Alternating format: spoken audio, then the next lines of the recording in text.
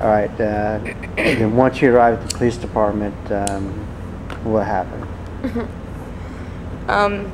Did he? I mean, did he take you out of the car, walk you into the police department? Yeah. Okay. Where did he take you to? Took me to the booking area. Okay. What did you see in the booking area? What did I see? Yeah. What instruments, furniture, devices? Okay. Describe the room. All right. It's probably, I'd say 8 feet by 10, 15 feet. It's small. There's a door on the left in the middle of the wall, and there's a door directly to my right on the end of the room. The one that's on the left goes to the main part of the department. The one on the right goes to the cell block area. I'm sitting in a standard small wooden chair. There's a desk directly to my left. In the top right corner on the ceiling, there's one of those little bubble cameras. To the right and underneath it on the far end, there's a little filing cabinet and maybe a shelf or another desk, something like that. And that's all that was in there. It was a really tiny room. Okay. Were there other persons present at the time? Okay, it was just you and him? All right. What happened at that point? He talked for a little while, and I'll be honest, at that point I was ignoring a lot of what he had to say, trying to calm down because I was amazingly pissed off. When I started listening to him again, he asked me to sign a piece of paper, and I said, I'm not signing that. And he said, well, you don't have a choice. And I said, all right, well, I'll tell you what, I'll sign anything you want, and I'll cooperate, but only under the noted state of protest and duress. And he said, what? And in a very sarcastic manner, I proceeded to explain to him the definition of protest and duress. And I said, so you realize that as long as you note that I said that, I can sign anything you want, and it's like the signature isn't there. So go ahead and hand me that piece of paper, and I'll go ahead and sign it if it makes you happy. I said, well, how do you know anybody's going to know you said that? And I pointed to the camera, and I said, because of that fucking camera right there. There's no way in hell you're going to be able to get out of it. And after that is when the attitude really started. He was pissed. He wasn't happy at all. And after that, he proceeded to ask me if I wanted to take a breathalyzer. Because I know I have a high tolerance for alcohol, and I knew I'd been drinking. I knew I didn't want to say yes, because I didn't know what I would do. I didn't want to say no because I knew I'd lose my license, and I needed my job. So I kind of sat there for a little while, trying to think of what to say. And he asked me a few times, and after I didn't respond, he said, well, in that case, I'm going to take your license away for a year. And I said, you don't have the authority to do that. I said, you can fill out that little piece of paper, and you can give that piece of paper to somebody, and they can do it, but you don't have that authority, and I'd appreciate it if you quit trying to intimidate me. And he got even more pissed, and he said, well, I'm going to search you. And I said, no, you're not. And he said, well, empty your pockets. And I said, no way in hell am I putting my hands in my pockets. And because I knew the second I did, he was going to use it as I was reaching for a weapon or something. So I told him I wasn't going to empty my pockets. And he said, well, I'm going to search you. He said it again, and I said, no, I know I have the right to ask for a female officer to search me. He said, there's no way in hell you're putting your hands on me. So you either need to go get a female officer, or there needs to be at least a female witness present, because there's no way in hell. I said, I want a female officer to search me. He threw a fit. He ran out of the room and brought in what I thought was an off-duty female officer, but apparently she was the dispatcher. And whenever she came into the room, whenever he'd left, I went out of the booking area and sat in the hall by the cells. And whenever he got back in there, I stood up and I went back into the booking room. Were you wearing any restraint devices at that time? Okay. No, he took them off.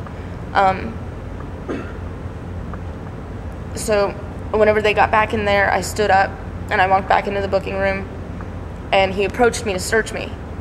And I was under the impression that the female was going to search me because I was already amazingly uncomfortable. So I put my hands in the air and I backed up and I said, what the fuck?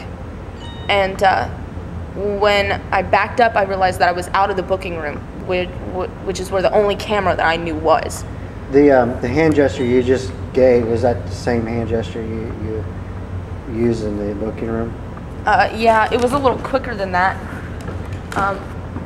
Whenever he approached me, I said, "Whoa, what the fuck?" And I made sure to put him all the way up, and I probably did it a lot quicker, so I could get him in the air before he actually got to me. And then I backed up, and I kept my hands in the air, and that's when I realized I was out of the booking room, and he was still approaching me. And so I turned around, and I walked around him to get behind him to go back into the booking room where she was and where the camera was.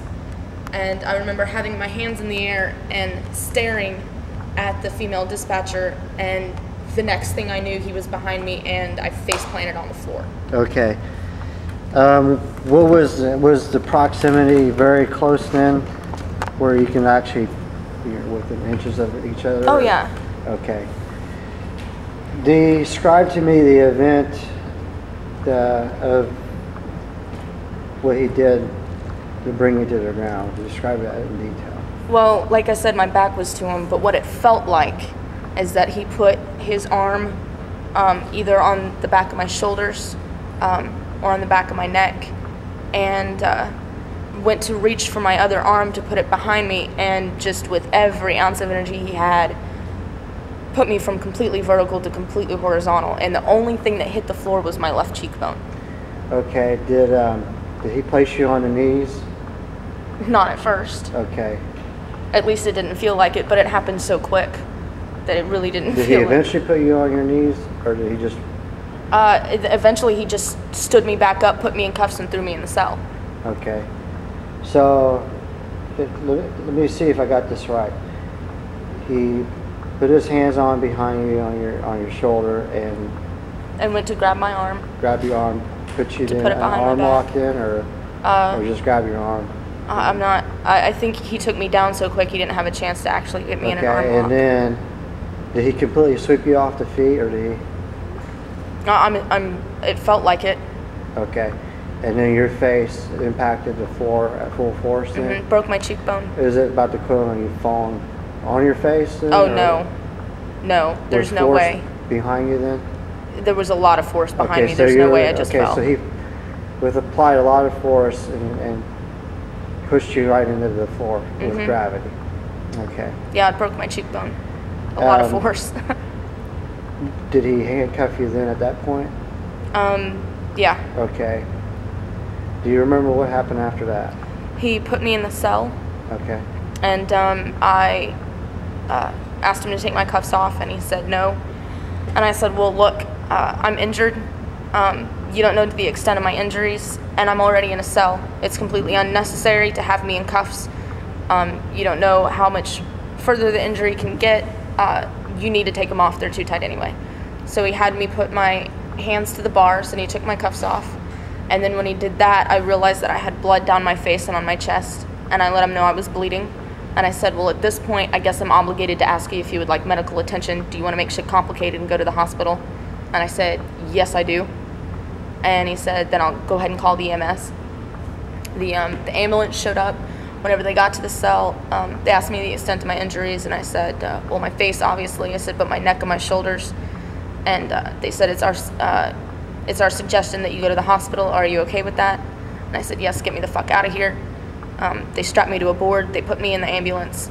And at the time, he yelled something that I didn't understand at me through the back of the ambulance. I said, I'm sorry, officer, I don't understand what you just said. Can you clarify? And he said, you're no longer under arrest. Just get out.